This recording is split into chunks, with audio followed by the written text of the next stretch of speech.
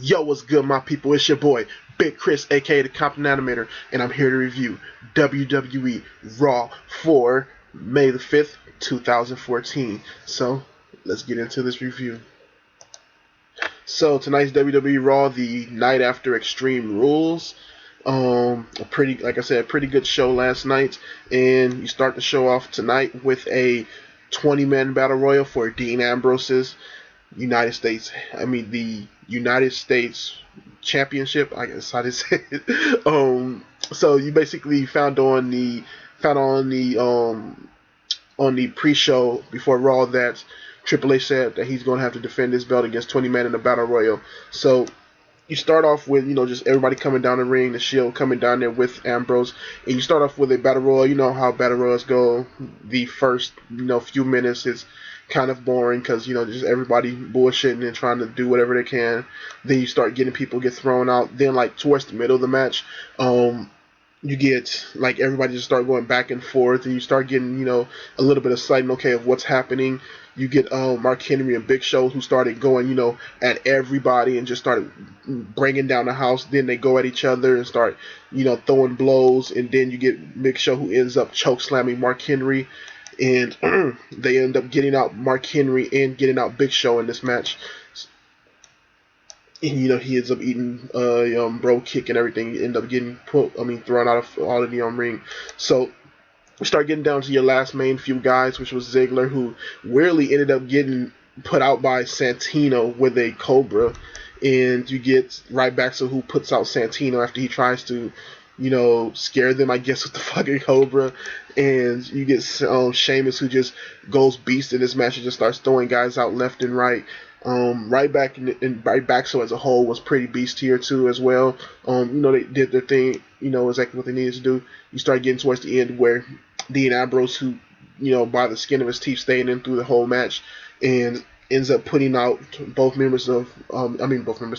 putting out Ryback himself, and then getting Swagger out, and then ends up eating a bro kick of his own. Bro kick from Sheamus onto Dean Ambrose, and Sheamus ends up throwing out Dean Ambrose, and you get your new United States champion, Sheamus. Pretty good match right here. I thought that the Battle Royal, especially coming off the heels of last night, really did, set up something for not only the Shield, but for what's going to happen later on in the night. And also feel that, this was probably the perfect time and the perfect way to get the belt off of Ambrose, with Triple H being pissed off that they got their asses whipped last night. So basically, saying, fuck you, I'm going to put you get as many guys as I can, and I'm going to make sure I get the thing that you cherish most off of you. Dean Ambrose had an okay run with it, didn't really do anything with the fucking belt. And I think Sheamus could at least get a little bit, something with it, especially guy being a former U.S. champion and also a former WWE and World Heavyweight champion. So hopefully they can do something with Sheamus, because, they do play him strong. So hopefully that'll help him out and help the belt out itself. So you get Triple H, who comes out after the match and tell the Shield basically, your luck has ran out, and we're going to beat you down. So after that, you get Rob Van Dam, who comes out getting ready for his match, and you get Paul Heyman, who comes out and introduces Cesaro, King of Swing, but he also, had to put in there the whole Brock Lesnar beat the street thing, and he did it a pretty funny way tonight. So you get the match between Rob Van Dam versus Cesaro, and I thought this was a really good match here. Both of these guys are starting to learn how to work together, as far as, just finding good chemistry between each other. Rob Van Dam started off the match all over the place, just, throwing everything that he could, throwing kicks everywhere and stuff like that, and just, really hitting Cesaro with a lot of stuff. Then Cesaro started coming back, hitting just uppercuts everywhere and really showing his power game here. I thought, both of these guys did very well in doing exactly what they needed to do. And, coming off, Rob Van Dam had a shiner from last night's pay-per-view, so that even made it look really good, just showing this guy that's a fighter, and just kept going. So the match goes off to end where Rob Van Dam ends up getting stuck into the corner, and Cesaro just starts throwing these blows at the dude's face where the shiner was, and Cesaro wouldn't stop past the 5 count, then gets put out by a DQ, and just keeps going. Paul Heyman comes and pushes him off, saying, you proved your point, now let's not get suspended. And basically just pulled him off and try to say, okay, let's go.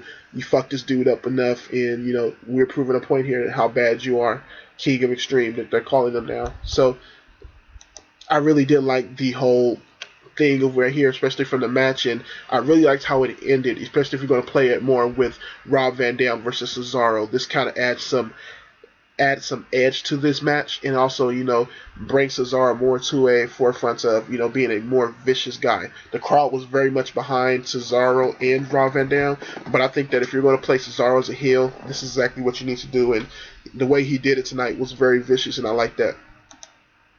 So next you get the Wyatt family, who comes out, and Bray Wyatt goes into just cutting another ridiculous promo talking about how people's always put him down, and he's basically here to do what he needs to do, and he's the eater of worlds. John Cena has lied, said all these things about him, and some of them are true, but what people need to understand is that he's telling the truth. People need to follow him, type of thing, and that more people are following him and stuff. Just going over, putting himself over and just saying, what his side of the story is and how he feel about things, and that he needs to burn down this world in order to create a new one in his eyes, because he is a god. So I really liked another really good promo from Bray Wyatt. Especially coming off the heels of what he did at Extreme Rules. How, like I said, I thought the thing at Extreme Rules, especially the end of the match, was okay, but just what he's doing was really good. I don't know how they're going to continue this with Cena. I'm interested to see where they go from here, but I'm just interested. Hopefully, if they do decide to give Bray Wyatt another win, it's a substantial win, and it's not just Bray Wyatt having to pull out all the stops in order to beat John Cena. I was thinking about this earlier today when I started watching the show. Was that when you look at Bray Wyatt's good matches, the ones that he does really good at, they're either all three of the Wyatt members facing a surmountable, offense of the other guys, or they're just Bray Wyatt in the ring by himself, going at it with another dude and not really having the Wyatt members on his side, like at Royal Rumble with him versus Daniel Bryan. He sent the other two Wyatt members to the back, and it was just him and Bryan going at it and just having a battle. That's what him and Cena needs. They just need them two going at it. I think all the things that they're adding to the match is just it, and they need to go simple and plain with this and just have him and Cena going at it. Like I said, they're going to play Cena strong here, and Cena's going to overpower every fucking thing. But you can still play Bray Wyatt here as the guy who's going to get in Cena's mind and trick him some kind of way. He doesn't need all the tomfoolery to trick him, but I think you can do something real good. And Bray Wyatt's a smart guy, so I know that they can come up with something good. And at the end of that, he starts singing, you got the whole world in his hand. The crowd sings with him. I also want to say this crowd was pretty off tonight. They would cheer for some things and cheer for others, but they were like this point. They were this promo. They were doing a wet chant and stuff like that, and just certain matches which I wanted them to be hyped for, and which I saw them, like the Cesaro match, they were booing. Saying boring to Cesaro, and I was like, okay, this crowd sucks. So they were good at certain points where everybody's going to be good at, but a lot of points they were very off tonight. So next you get Ryback versus Cody Rhodes in a pretty chill match here. I thought they did a really good job of showcasing both guys' skills, and the match basically goes down where Cody Rhodes is trying to get on top of the ropes to do a move. Curtis Axel distracts or tries to distract, and Goldust goes to help, ends up bumping the ring post and making Cody Rhodes kind of trip a little bit. Ryback catches him and hits him with the cell shock and picks up the win. And it's just playing more on the whole thing of Cody Rhodes can't really get it over edge because he keeps losing, and it may be because of Goldust is probably what's going to be. As far as the match goes, I thought the match was pretty okay, but as far as the whole breakup thing between them, it's just kind of mediocre feel to it. Nothing really big and special to it. Hopefully, if they're going to keep it like this, they just keep playing it slow like this, and what actually breaks them up, or what actually, starts to fully break them up, is going to be something exciting, something fresh, and something new. So, I'm okay with this for now, but hopefully they're going to put something good with this. Next, you get a El Torito segment where he's throwing candy for Cinco de Mayo to everybody. They got piñatas and shit in the ring. And you get 3MB who comes out and basically, says you can't have a party without us. they go back and forth saying that 3MB kind of yields to Los Matadores and say they want to join together. And you get Los Matadores who thinks about it. They try to give Hornswoggle some candy. He knocks it out. He eats a piece and knocks it out of Torito's hand. They start fighting, and you get your comedy match. um, this not comedy match, but comedy segment. This segment was okay for what it was. Los Matadores was horrible here. Their promo cutting is very horrible. The way they come off, they were very much stereotypes of Mexicans and whoever, just Latins in general. They were playing that stereotype very hard here, and I don't know why they think that they have to. I wish that sometimes guys would, kind of fight that off and say, what, I'm not going to do that, or because I've heard guys like Cena say that guys need to stand up for themselves more and just test the waters. And I don't think for shit like this, guys aren't testing the waters more. If these guys got some ideas to make these things funnier, then test the fucking waters and do something. And I don't see that happening. But this segment was very average, mediocre at best. And it was what it was. Especially, it kind of pissed me off because coming off of that great match that they had on the Extreme Rules pay-per-view pre-show. Just to come back to this was just kind of like, really nothing to it. So next you get Kofi Kingston versus Alexander Rusev, and you get the beautiful Lana who comes out and introduces Rusev. That hypes up more about how great Putin is, and saying that he's going to take over everything. So I really did like that here, and just girls looking hot as hell, and just her pushing over the whole being now they're both from living in Russia, and they're just going to destroy the whole world Russian style. So you get your match, which I thought was a pretty chill Rusev match. I think the first one that I've actually fucking liked. Kofi Kingston really did make this match for me. He kind of got the crowd into it by just doing Kofi Kingston here, and he really did a good job of just doing exactly what he needed to do and taking the moves from Rusev the right way. Something that I don't think that Woods or R-Truth was really putting over with Rusev. I think that if Kofi Kingston was facing Rusev at the pay-per-view, I think that we would have had a lot more fun at pay-per-view here. But you get Rusev who ends up winning the match and coming over. So yeah, I thought Kofi Kingston had a good amount of offense here, and I like the way that he showcased his offense against Rusev. It didn't make Rusev look weak, but it did, kept Kofi Kingston still looking strong. Rusev came out with the win. I thought it was a pretty chill match. Next, you get Del Rio versus Daniel Bryan. So all throughout the night, Daniel Bryan had been not hiding from Kane, but Stephanie McMahon been coming and fucking with him the whole night. She started by when they were in the room talking to each other, in the locker room talking to each other. Stephanie just starts banging on the door and says, "Oh, I'm sorry, it's my heavy hand," and she just starts fucking with him throughout the night, telling Daniel Bryan, "Oh well, Kane is after you. You can leave, but you have a match first." Then she says, "It's starting to get a little out of control. You can really leave now." Then she bangs on the car window when they're trying to leave and says, "Oh well, you can't leave yet. You got a match," and just fucking with him. I like that stuff right there. The stuff with Stephanie and Bryan from earlier and all that part I liked. What I didn't like was what happened after this match. So this match itself, I thought was pretty chill, man. Both of these guys work well together, especially their, flurries of kicks. I think that, that worked very well. These guys have a similar style as far as, the way that, not similar as far as, how they do it, but, what they do as far as the kicks and the submissions go. And one thing I didn't like about this was Brie Bella on the side. She really didn't add nothing to it. I wish she would know how to be more of a fucking manager here, but she's really not. She's just out there to be out there. So, like I said, I thought that they did a very good job in, both of them trying to do submissions, trying to do the kicks, really just playing towards the match, and the crowd got really into this match at several points.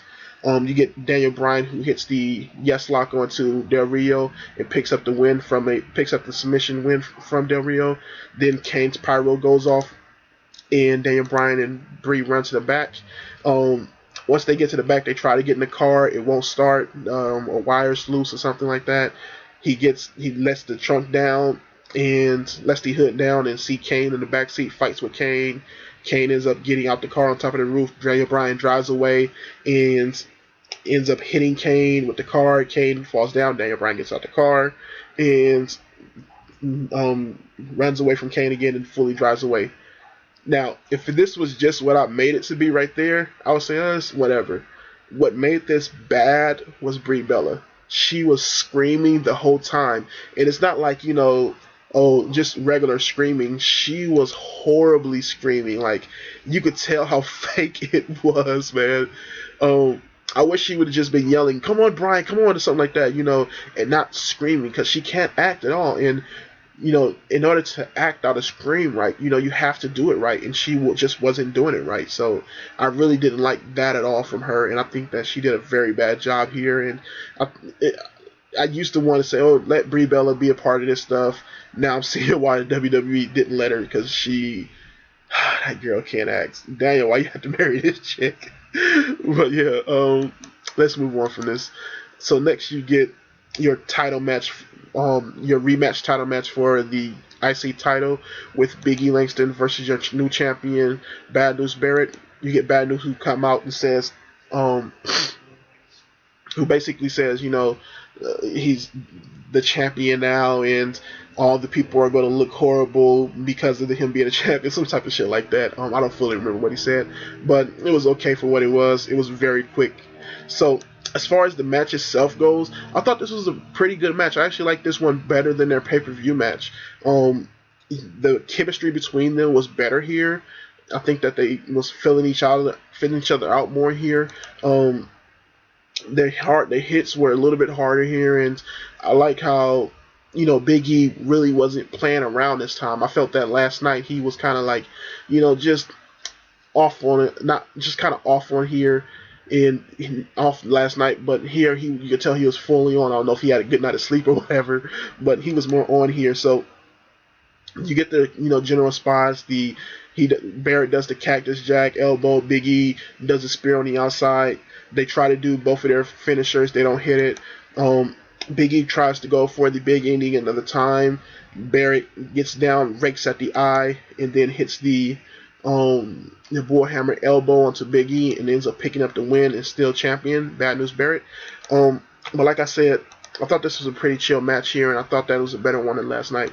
So next you get Zeb Coulter, who comes out and says that he has a list of people that he wants to be deported, which was Cesaro, Heyman, Emma, Santino, Sheamus, and Brie. I mean, in Paige. I just want Brie deported. In Paige. But I felt that this was pretty funny here. I like everything he had to say about each one of these team of people, especially with Sheamus and Paige saying that they haven't found Sun since 1997, and saying that Emma is destroying the kids' minds with her dance, and how ashamed Cesaro should be, and how he's a scumbag. So yeah, I really like this little promo here. So he gets ready to go and say that he has one more person that he wants to get out, and it's basically Adam Rose. So you get Adam Rose, who comes out, and I have to say, dude, this wasn't what I was expecting. I've seen Adam Rose on NXT, and his debut there was 10 times more better than it was here. His debut here started off with them playing some kind of Indian music, and then you get the people start coming out dancing. It wasn't as much people as I thought it would be. I think that he had more people on the NXT preview. I mean, the NXT time he came out, but he comes out. The guys aren't really dancing and as hype as they usually are too. So it wasn't I didn't feel like they were putting the 100% that they needed to. He comes out, does his thing, has a stare down kind of with Zeb Coulter, pulls Zeb beard to him and says, "Don't be a lemon, be a rosebud," and kind of pushes Zeb Coulter. Then him and Swagger get into it. Swagger goes over the ropes and he dances around Zeb Coulter, and Zeb Coulter ends up getting out the ring, and that was your debut for Adam Rose. Like I said, it was average for a debut to me. His NXT debut was way more better. You could tell that the people who did this didn't handle the stuff that happened on NXT, and I wish they would have let him do exactly what he did on NXT here, or something where they could have had the bus come in. They needed to pack the whole thing with dancers. You needed to make this so crazy, like it's a big ass dance party that it would just make people go wild over it, and it wasn't that. It was kind of half-assed done, and also the crowd wasn't into it at all either. And I guess that's kind of WWE's fault as well too, because if you don't go over the top with it, it's not going to be as fun as it was when we first saw it. So yeah, this could have been done way better. So next you get your final match, which is the Wyatt family versus the Shield. And you get a pretty chill match here. Not their best match I've seen them two factions have, but I really did like this match here. You get both of them just going out. They pulled out some new moves here and stuff, and just really coming out here and having a good match together. You get the Shield, who kind of runs house at the beginning, then towards the middle of the match they continue to just look strong. You get Bray Wyatt, who does in the Wyatt family, who looks strong all throughout the match, but had back and forth with each other. So towards the end of the match, you get Evolution, who comes out, and they basically have a talk. I mean, not have a talk. They basically interfere in just coming out and doing the not interference. What do you call that shit? They just do is distraction to the Shield. So they distract the Shield. You get Seth Rollins, who comes out and jump on all of them, and then you get Bray Wyatt, who ends up kind of taking the distraction and tackling Roman Reigns, then hitting him with the Sister Abigail, and then he end up picking up the win off of that. So then you get the Evolution, who comes out. You get Evolution, who comes out. Batista does a spine buster onto the stairs with Dean Ambrose. Randy Orton does the off rope DDT onto Seth Rollins, and then you get Triple H, who tries to go for a pedigree onto Roman Reigns, but then Roman Reigns reverses that, then slides his ass a Superman punch. Then you get Randy Orton, who gives Roman Reigns an RKO for his troubles, and then you finally get Triple H, who ends up putting Roman Reigns in a pedigree. And then they all take him and do the triple power bomb. And you have the Evolution, who stands tall. Like I said, I really like this match. I really like the way it ended, and I thought this was done pretty well here. And it was really good to see, like, Roman Reigns started bleeding out the mouth a little bit here, and I was like, okay, we got a little bit of blood there, so that was pretty good as well. So as far as this night goes, it was some things that I thought were done pretty well, like everything that was with the Wyatts and everything that was with the Shield. I thought everything that was with Cesaro was done well, and a few other things like the belt matches, like the IC title and the US title things were done pretty chill. But the show kind of dragged here and there. Some of the matches kind of felt unnecessary and just average at best. I think the worst thing was what was going on with Daniel Bryan and Kane. I thought that could have been way better than it was, especially without Bree screaming like a fucking idiot. And what else? Just a couple other things. The Adam Rose thing was very disappointing to me because I don't think they could have did it. They did it. I don't think they did it as best as it should have been done. So yeah, as far as my grade goes for the night, I would rate this show as a B minus. C plus. I think that some things were done very well here, but other things were just pretty mediocre, and I don't think it really shaved the show from being a little bit above average. B minus, C plus. So whatever I write in the thing, that would be my final grade. So yeah, thank you for watching. Like, comment, subscribe. You can get all my contacts down below, and thank you for watching. Continue watching wrestling. Peace.